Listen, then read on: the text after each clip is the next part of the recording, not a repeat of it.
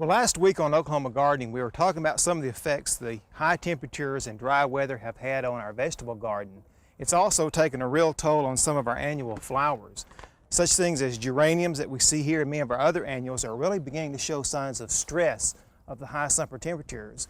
But we also need to keep in mind that these plants can be rejuvenated and we can have a really nice, even display of flowers throughout the remaining summer, but also a really nice flush of flowering, of flowers and of color in the fall if we do some special care to them now.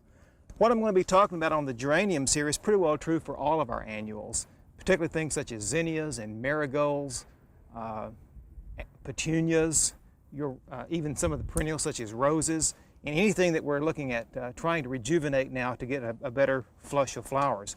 What the situation is because we've had such high temperatures, and particularly if we let our flowers begin to fade and go to seed, it puts such a stress on the plant that we're beginning to see that these plants are showing some signs almost of nutrient deficiency. At least they're pale in color, they're beginning to look fairly unthrifty.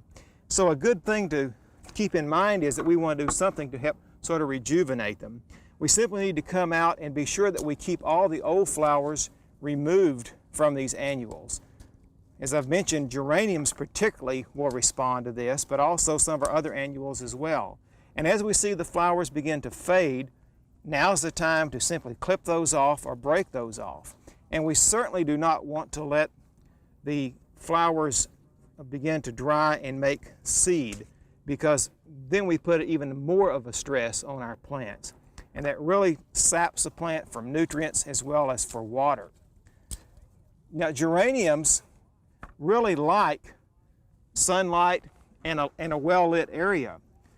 In fact, in some areas we find that they do quite well in full sun all day long.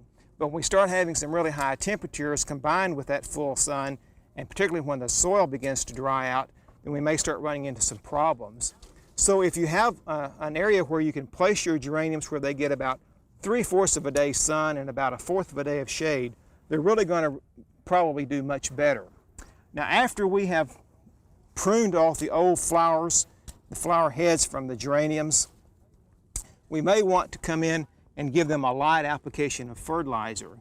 If we will choose a good low analysis garden fertilizer such as 10-10-10 or 12-12-12 and just give a real light application of this fertilizer about once every 2 weeks between now and the end of August, you'll see a tremendous difference in these geraniums by fall.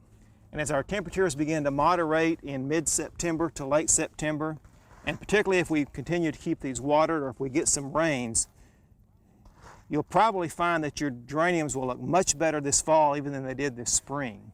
And the same goes for the other annuals, as I mentioned. Petunias, marigolds, zinnias, vinca, any annual that's continuing to flower this summer will really respond well if you keep these old flower heads clipped back and also give them a light application of fertilizer. And then of course I like to pick these up as we clip them off or keep them and throw them into a bucket or a sack and then take them and put them on the compost pile instead of letting them drop next to the flowers. I think that also makes them not only look neater, but also it allows us to control maybe some foliage diseases if we have these on some of our flowers, particularly on the roses. Well, we also have a few annual flowers that do well in hanging baskets, but the same principle goes for these as goes for those in the garden beds. Such things as geraniums are looking pretty well spent now if they've been in a hanging basket for several weeks. So we can do the same thing, simply come in and give these a really good haircut and cut off about 1/3 to 1/2 of the growth. Water these well with a good water-soluble fertilizer according to recommended directions, or a good houseplant fertilizer. And I think we'll find that within a matter of just a few weeks, we'll start getting good new growth from these hanging baskets. And again, you'll be able to enjoy these well into the fall with a new flush of growth and a new display of flowers.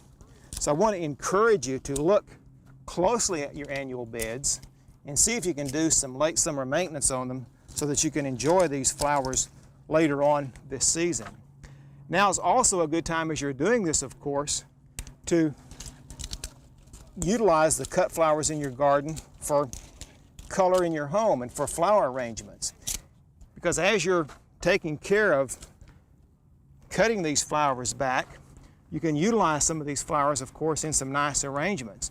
In fact, it will certainly help out your annual bed and also your perennial bed for that matter if you'll continue to cut flowers all through the summertime, enjoy those flowers indoors in arrangements, and also help the plants out to be able to promote new growth and new flower shoots. When you're cutting flowers to use indoors, 2 or 3 tips might help you to enjoy them longer. Number 1, cut early in the morning before the heat of the day gets on the flower. The next best time would be late in the afternoon after it's cooled off. And as you cut the flowers, strip the lower leaves from the bottom of the stem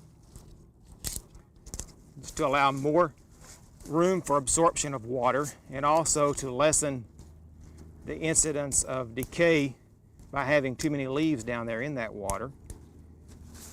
Then recut the stems, or as you cut them to a slight angle, or you may want to bring them in and recut them later at a slight angle. This exposes more surface area for the stem, so thereby they can absorb water more rapidly. And then place these in a container of warm water, not hot, but warm water. Plants will absorb water much more quickly if they're warm. Let them set in the water for 2 or 3 hours, and then you can use those in your cut flower arrangements. So I think we can go a long way to utilizing our flowers much more efficiently out in the garden this manner by enjoying them inside as well, and also help the plants along so you can have a good display of flowers throughout the summer as well as into early fall. We hope you've enjoyed this classic from the Oklahoma Gardening Vault. Remember, even though these tips and techniques are timeless, there's always something new to learn in the world of gardening. By subscribing to both Oklahoma Gardening and OK Gardening Classics, you'll have access to a wealth of gardening knowledge, both classic and contemporary.